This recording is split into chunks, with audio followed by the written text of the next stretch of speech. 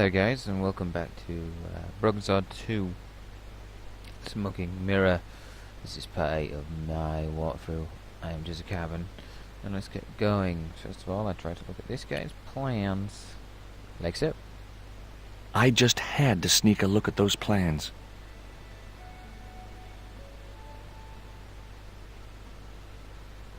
Hey, get out of there. You know, wherever I go, I hear those words. Paris, Syria, Ireland, or Spain. Makes no difference. What do you think you're doing? I was trying to show some interest in your project. And to find out what he's talking about, check out my Broadsword 1 walkthrough. Yeah. Anyway, we also have a theodolite here.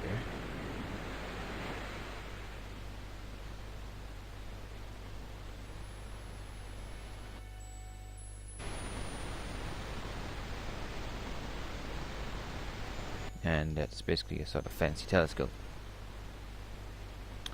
And you don't really have to talk to him about anything. The best thing to do straight away is head up to the hill. God, I wish there was fast travel clicking on this. Right up the stairs we go.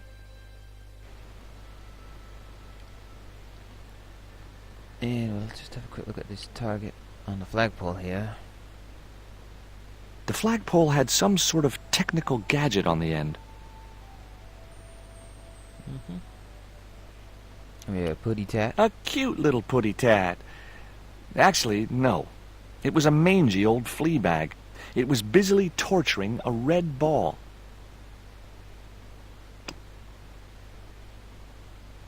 Does he want to wear him? The cat looked at me as if to say, "Why have you brought a dead worm halfway around the world?" I had no answer. Hey ladies, what up? What's she getting? What's going down? Hi, my name's George Stobart. Good afternoon, Mr. Stobart. Would you care for tea? No, thank you, ma'am. I don't like tea. Me neither. What about the cat? Is that your cat? Yes, it is. That's Ruddles. Do you like cats, Mr. Stobart? Alright. I love 'em. They're so cute with their claws and their little puckered butts. Aren't they, though? Don't encourage him, Mina. I prefer dogs, but cats are okay. I mean, kittens are cute. But, yeah, whatever. Talk. Can you tell me anything about Captain Ketch? More than you can tell me about your great-great-great-great-grandfather, no doubt. You're his descendants? Certainly. Captain Ketch was born in Dorset, England, in the reign of King Henry VIII. His family were undistinguished farmers, but young Frederick Ketch decided to go to sea. We have plenty of seamen in our family, Mr. Stobart. Are you interested in history, Mr. Stobart? Should be, yeah, the amount of travelling and stuff we do. Yes, I am. So, what else? You were telling me about Captain Ketch. Do go on. Oh, yes. He sailed under Hawkins. Jim Hawkins? John Hawkins, one of the great traders of the Elizabethan age. In 1568, Frederick Ketch was a young man serving aboard the Jesus, Hawkins' flagship. They sailed from England to Africa and across the wide Atlantic to these islands. Ketch was never to see the shores of England again. How come Ketch never made it home? Because the Spaniards sank the Jesus in an act of treachery. Great. You said Hawkins' fleet traded between Africa and the Indies. What was it they were trading? Black men with no shirts. You have to understand, Mr. Stobart, that this was the 16th century. But that doesn't alter the fact that Hawkins and Ketch were slavers and pirates. Would it surprise you to learn that Hawkins was also a devoutly religious man? He transported slaves in a ship named after Jesus Christ. In my book, that makes him a hypocrite. Yeah, take that, biatches. What happened to Ketch? Was he killed? Oh, no. He got away and returned to this island, to this very house. The Frederick Ketch Memorial Museum. It's a museum? That could be just what I'm looking for. So, pirates. Is it true Frederick Ketch was a pirate? Frederick Ketch was emphatically not a pirate. They hanged him, you know, down there on the beach in front of his family. Didn't bother with a trial, just whipped him out from his breakfast table and hoisted him up in chains. Excuse me. Well, if he wasn't a pirate, what did they hang him for? Envy.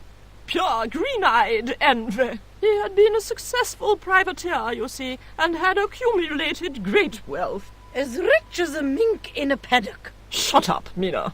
Yes, Frost. The small-minded governor and his lackeys wanted his money, trumped up some ridiculous charge about breaking the conditions of his letter of marque, and hanged him like a common thief. The blackguards!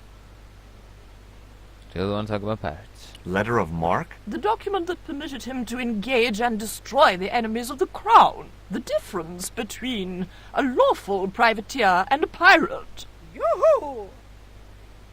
Sorry, Frost. Well, why didn't Ketch just say, take a hike, guys, I've got a pirating license? Frederick Ketch was not a pirate! But he did show them his letter of marque. But they destroyed it and hanged him anyway.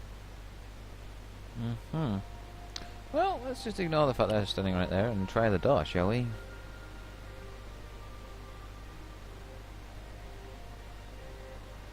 It was locked. The house is closed. How come? It is undergoing refurbishment. Refurbishment? Where are the workmen? Preparation is half the work, young man. The intention is to prepare the museum for the new century. The Frederick Ketch Memorial Museum. It would look nice in neon. A museum for a pirate? There was a stony silence. He's not As a I pirate. have already told you, sir, he was not a pirate. It's precisely this sort of vile misrepresentation that Mr. Bronson is seeking to rebalance. Oh? How? Mr. Bronson has kindly agreed to undertake the museum's refurbishment at a very reasonable price. He understands the importance of a sense of history. He also understands spherical geometry. Mina, Well, he does. Listen, ma'am, I came a long way to visit this place. if we make an exception in your case, everyone will want to get in.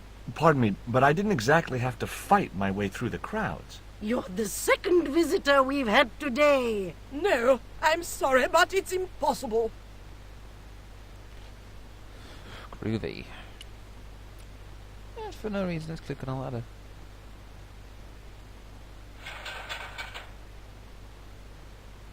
The ladder extended easily. So they're not going to be any help, so let's head downwards. Unfortunately, not as fast as I would like to.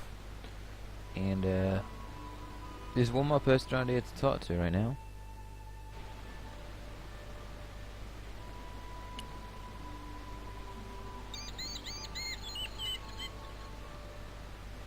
And it's this boy down here now. First time I clicked on this, the game shut down. So let's hope this time it does nada.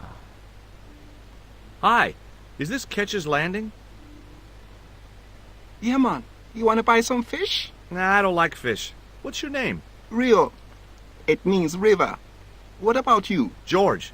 It means, well, it's just a name. Probably means rock, most names do. Tell me about those two. How come the old ladies closed the museum? It's Bronson's doing. The guy with the theodolite? Him have the plans for redeveloping the museum. They kind of regret it, you know. The man's a crook.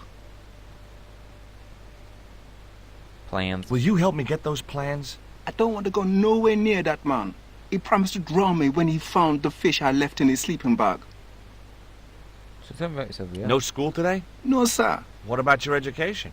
I can fish, sail, and swim. I've been looking after myself since I was 6, and I'm bilingual. Aren't you a little overqualified for a beach bum? Well, you know, there's a lot of competition. Do you know anything about pirate treasure? Man, that's all stories. There's no such thing as a real pirate treasure. We can talk about the Ketch captain. What do you know about Captain Ketch? Captain Ketch. Just what everybody knows around here. He was a pirate and get himself hung. And I don't think there's any points to it, but Do you know anything about a forthcoming eclipse? No, but that explains why the weather's about to get real bad. Rio, it's a beautiful day. There's no more than a whisker of cloud in the sky. Trust me, man, it going to get real bad. okay. I can't remember what I did now. Silly me. Let's go talk to Bronson again.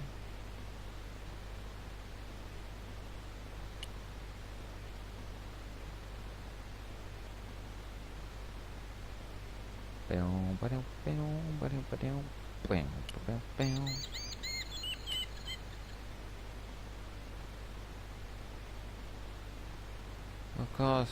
My name's George Stobart. You're a surveyor, right, Mr. Bronson. And of course I'm a surveyor. Why the hell else would I have a theodolite? I don't know. Hobby, maybe? Yeah, right. What brings you here, anyway? I'm searching for an ancient Mayan artifact. What is it? Some kind of jewel? No, it's obsidian. A black stone with supposedly mystic powers. You're nuts. So what, guys, as in when I first spoke to Rio, the game cut out. I forgot I'd spoke to Bronson before. When I first started trying to record this episode, not since, so that's probably why I can't figure out what to do. Talk to Bronson about assistance. Tell me about the two old ladies. Who? The Ketch sisters. One of them's crazy as a coot, and the other will turn you to stone if you're not careful. Say, was that kid giving you trouble? The Fisher boy? No, he was very polite. Ha! He's a juvenile delinquent. I suppose he told you I was a crook. No. Oh, no, he's a good kid. He'd never say anything like that. Sure he would, the little punk. So what are you doing? What are you doing with the theodolite? Surveying the old house. I got great plans for this place. Oh, yeah? You bet. Take a look around. What do you see? Paradise. I see opportunity. This place is ripe for development. I like it just the way it is. And that's where we differ. You see, Mr. Stobart, I'm what you might call a man of vision. I see a great future for Ketch's Landing, and it all starts here, with that house. Can I take a look at your plans? No way! What interest would they be to you, anyhow? I've always had a secret desire to be a surveyor. You have? Sure. I mean, you surveyors are just like the great explorers, aren't you? Henry the Navigator, Vasco da Gama, Chris Columbus. Maybe you don't sail uncharted seas or discover new continents, but you're okay in my book. Horse shit. You just stay away from those plans, you hear? No. How do you survey a house like that? I've put a target reflector on the end of one of the flagpoles up there on the house. I sight on it from various locations through the theodolite, record the angles along the baseline, and triangulate them to give me the exact position of the target. Understand? Why the end of the flagpole? Wouldn't it have been better on a corner of a wall or something? Are you a surveyor? No, my degree's in law. Then shut up. He's right there. Okay. So about the stone, I suppose. This is similar to the stone I'm looking for. What makes you think you'll find it here? Because when the stones were stolen in the 17th century... Hold it! The stones have been lost for 300 years? Approximately. And you're hoping to find them again? You're nuts. And why here? A wise old Indian shaman told me he saw the stones in a vision. Ha ha. That's rich. Listen, I got work to do, okay? Catch you later, Bronson. Let's go back up here, shall we? Mind you, to be honest, if the sisters don't say anything new, I don't know what I'm doing. I forgot, like an idiot.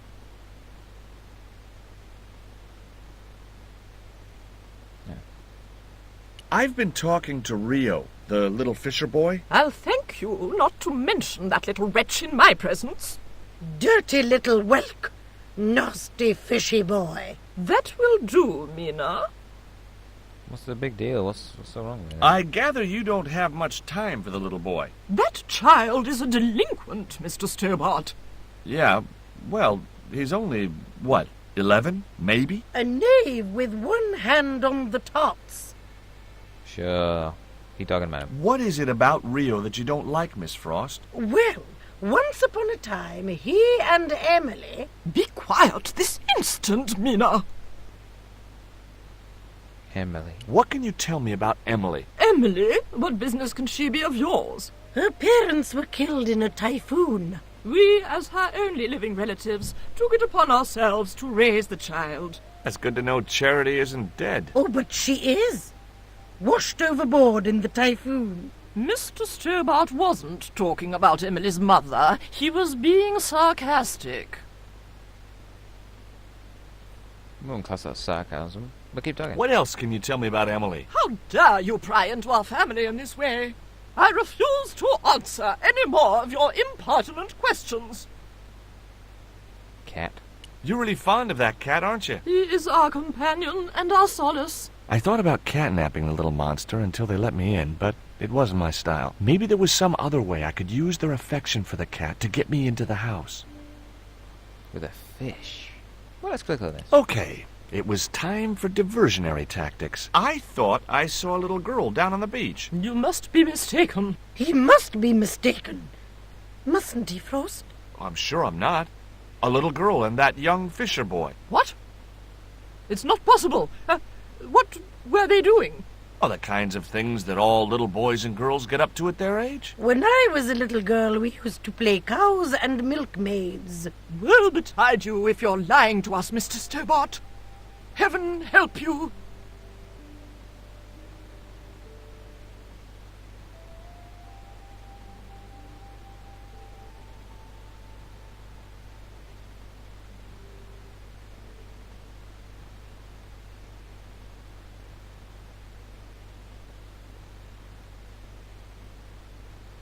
Just standing and watching then. That's fine. With a creak of ancient corsetry, the sisters sailed majestically over the distant horizon. Well, this is pretty much what we got to. I'm going to click on this question mark for change. I got a lady sleeve. It's looking at it. I don't want any hints there. Bleh. Something to do with the cat. This is the furthest I got up to in my scroll through some. Hi, Puss. Want to play? Hey, cat. Watch where you're putting those claws. Ladder probably won't let me get to here. Anyway, guys, I don't know what I'm doing, so I'm going to end this episode here so I can do a little looking around, so next time it'll be quicker. I've not a lot done in this episode, unfortunately. Got to meet the 4 characters that seem to be out here. I presume there's a good chance of meeting Miss Emily later on. Probably the grand kid of one of them too or something. I don't know. They probably said I know what listening. Anyway, as per usual, guys, thank you so very, very much for watching, especially if you've managed to get this far. Please leave a like. I love it. I love getting likes. Leave a like, and I will like you. Either way, you don't have to. I do genuinely wish you all a good day or night, depending on when you're watching this video. And please stay tuned for part 9. I believe it is next, which will be up on my channel very, very soon. If you want to know exactly when, please subscribe. That'd be even better than likes. I mean, there's just no word that can describe how awesome it is when I get an extra subscribe. So that is all, guys. See you later, and of course, remember to never surrender. I will suffer, I will burn, let hate prevail, enslave my soul.